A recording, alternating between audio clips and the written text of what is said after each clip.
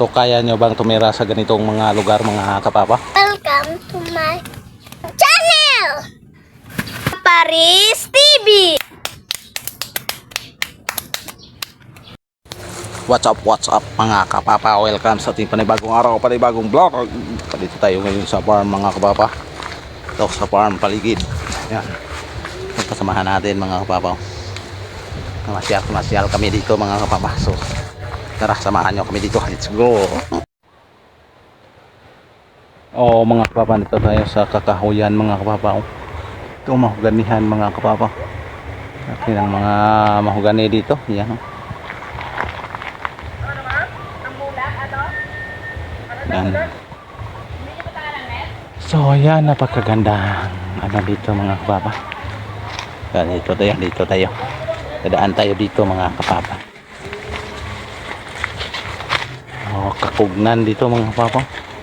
Kakugkugunan.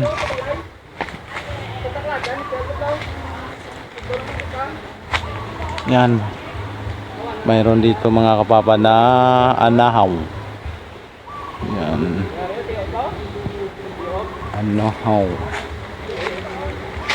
Yan mga kapapa, sampinit po. Napakasakit niyan ng mga kapapa pag ano na tinikan yan mga kapapa.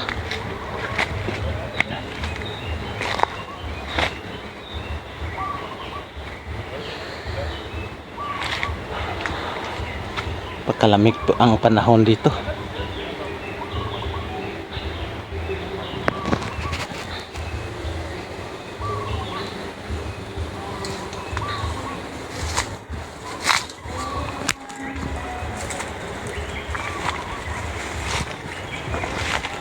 Yan, hagunoy mga kapapa, hagunoy para ayan, organic tissue.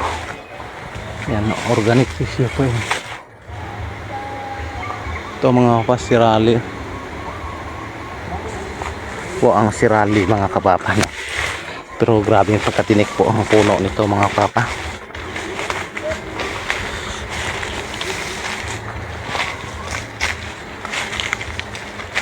Yan. Madilim.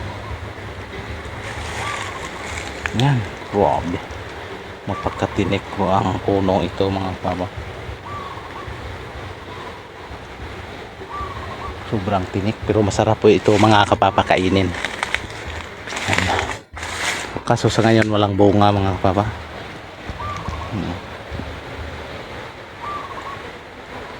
Napakatinik po ang yun po ang prutas na napakatinik. Ito, kakukugunan po ito mga dirito mga kapapa.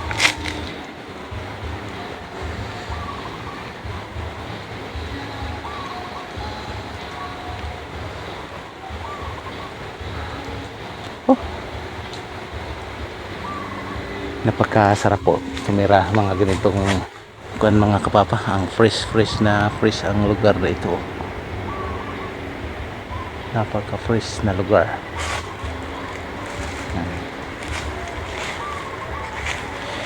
So ang tumutunog po dito mga ibon lang po mga kapapa. Mga krokokok na ibon.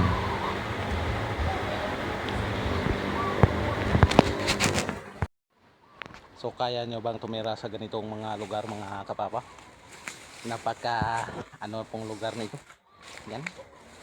Napaka ano tawag niya nito?